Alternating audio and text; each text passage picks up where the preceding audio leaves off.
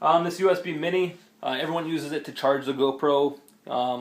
I don't use this too much, to be honest with you. I take all my micro SD cards out to transfer my stuff through the micro SD card reader, and I charge all my batteries in a little third-party charging unit, so I don't charge it through the unit itself. Just because I always thought that if you overcharge it, you have any charging issues, or the charging function within the unit ever goes bad, you're going to wreck the whole unit.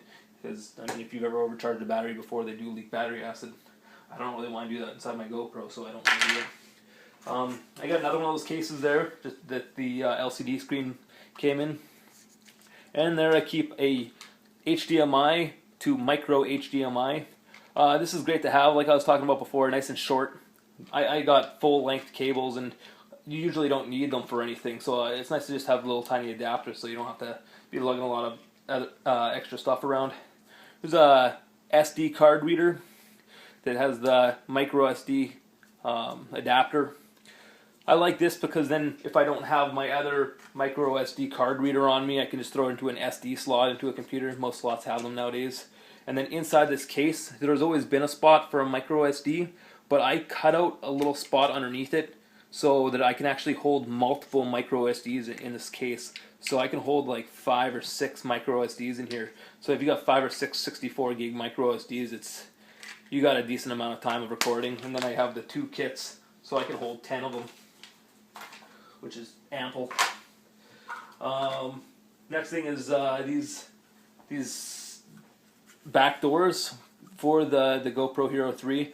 These are the ones I was talking about that I put Velcro on so that I can attach them directly to the suction cup mount, and I can attach it to my little floaty backpack.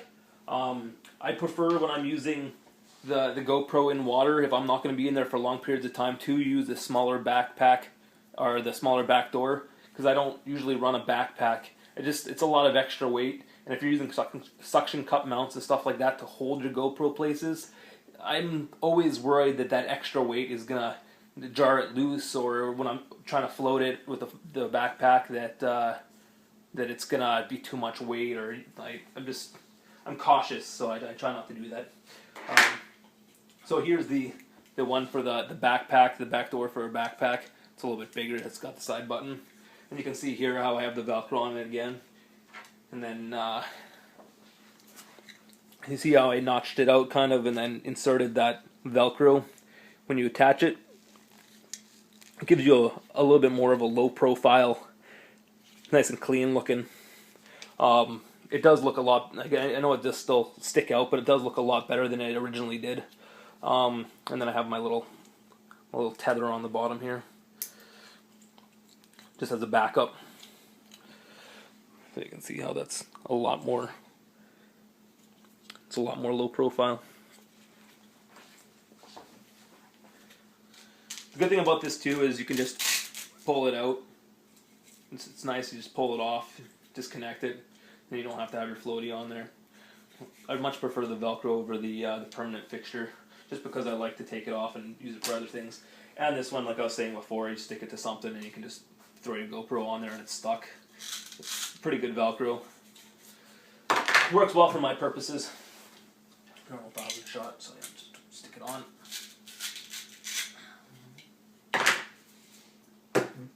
If you're going to do something like this, make sure you spend the money on decent Velcro and good 3M adhesive tape, because you don't want it coming loose and it would suck to wreck it just because you saved $1 on Velcro.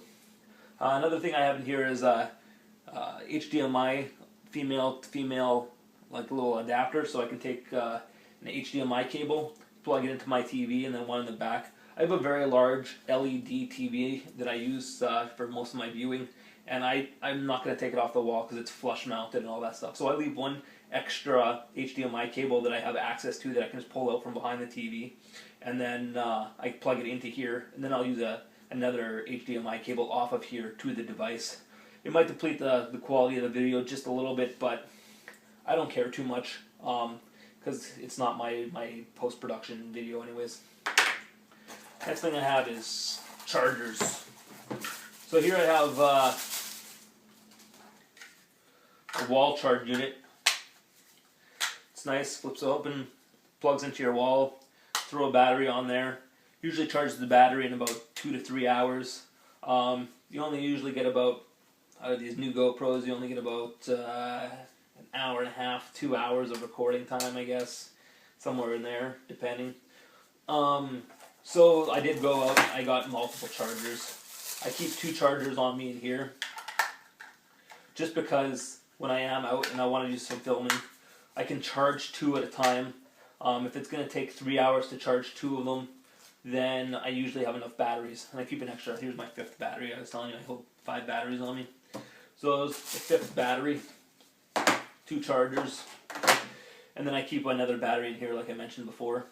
So I'm always ready to go, I can just power this on and have at her. If I failed to mention it before, 1080p, 60 frames per second, best shooting. I mean, everyone has their own opinion. I don't have a 4K TV.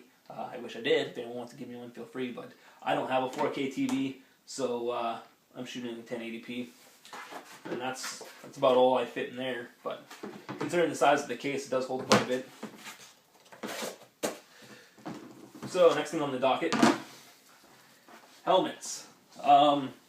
There's a picture of this at the end of the video, but this is my my O'Neill Triad helmet. It's full Bluetooth synced already, so I can answer phone calls, and it has the radio, and then it has a link where you can actually talk to another helmet that has the Bluetooth, so it's fully Bluetooth enabled. And I set up my mount so that I can open this all the way up, and it actually fits underneath here without any hindrance. So you see, plug this into here.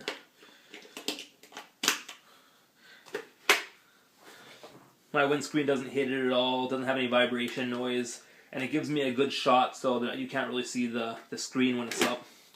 It's a pretty good rig. It works really well for my intended purposes. This Triad helmet, I would recommend it. However, if you're going to get one, there is some modifications that need to be done to it to make it a lot more user-friendly. It doesn't have the best audio.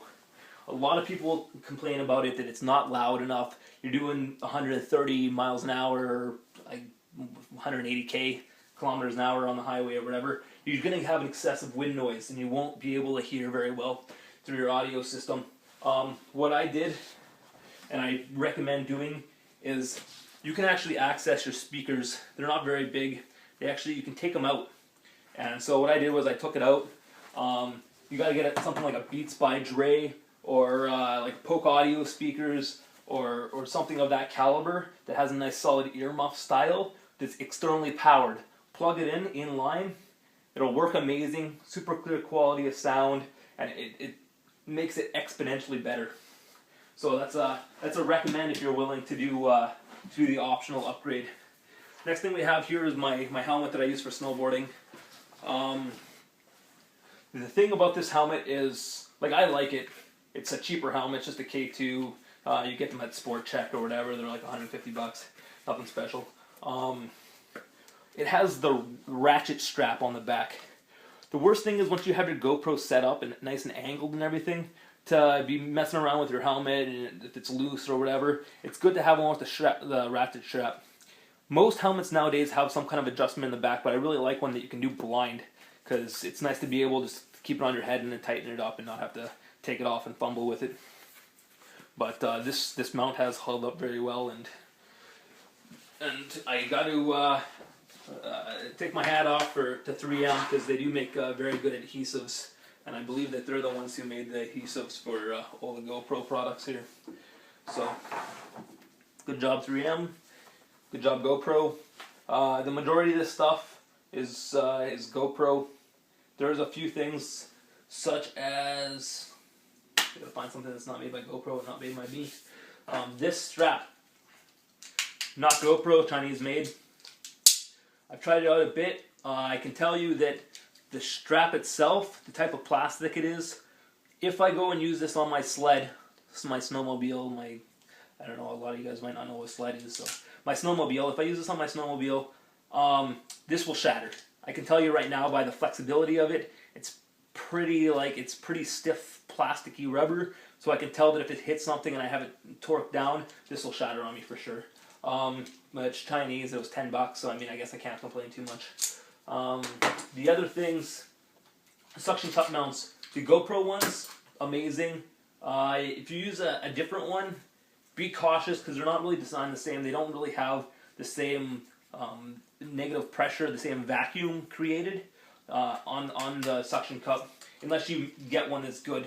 But you can see, I don't know if you can see this in this video, the recession on this one, it's recessed but not very much, where this one actually is like an extreme divot. So I mean, when this one's suctioned back, it only goes in about maybe a 1/16 of an inch, where this one goes in a considerable amount. It actually goes in almost a half an inch. So it does have a lot of suction power. And I think that's about it. I think we covered about everything. All this stuff here all goes in my little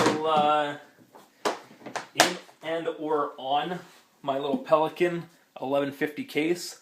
I'll throw some pictures at the end to show you how I have it all set up so everything fits. But I gotta tell you, with 5 batteries on board plus 1 in the system and the amount of micro SD cards here, I can film for about 20 hours straight. It might be a little generous, maybe about 10 and a half, 12 hours straight without having to take any breaks. And with the clamps and the mounts and the accessories such as the iPhone 5 and the remote, I can get a pretty good shot at it to turn it on and view it from anywhere. And yeah, I haven't talked about the new touchscreen LCD screen very much yet. Some people don't like it. I do have bigger hands. It's kind of small for what I'm used to. The touch availability, or whatever it's called, the sensitivity, is not nearly as good as an iPhone, but they don't make iPhones. Like, this isn't a phone company. Like, it's not the same type of screen. It's not the same quality or whatever, and you're not paying $600 for it. So be happy that you can get it and it does what it does. It works very well for deleting photos. If you try to delete photos just using a GoPro without a screen, it's kind of hard to go through there and delete photos because you can't like select them the same. So if you took a 20-minute clip of your pocket and then you don't know where your space is, at least you can go in here and find out, like, oh, like I took a video that I didn't need, and I can get rid of it really quick and free up that space. So that's primarily what I actually use this for. That and a quick view of how the shot was after the shot was taken. But I still recommend getting one because they do work very well for what they do. I'm not really fond of the GoPro battery backpack. I don't think it really adds that much time, and it does add a considerable amount of weight. So I guess the best thing about this is if you're shooting a place where you can't switch out your battery. If you have it on the hood of your car and you need to do an hour footage of driving, and you're worried like uh-oh, if it dies I have to stop in the middle of this and get out of the car and go and switch a battery, you don't want to be doing that. So in that kind of case, it's worth it to get the extra, the backpack, because you do get an extra half hour, 45 minutes out of it. I mean, it's cold here, so maybe you get more if you're in California or something, but I mean, minus 40, it doesn't last long, I promise you.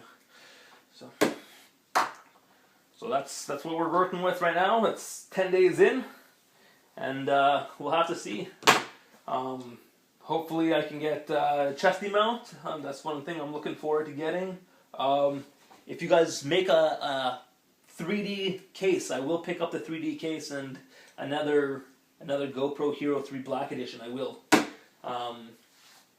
Because I like the idea of using 3D, and I mean, if you invest in a 3D TV and you invest in the amount of money it costs for the computer that edits this post-production, you'd prefer to have the option. Like, it's always good to have more options, right? So, this is Stephen Garner. Thanks for watching my little vid thing here, and I hope to be posting more.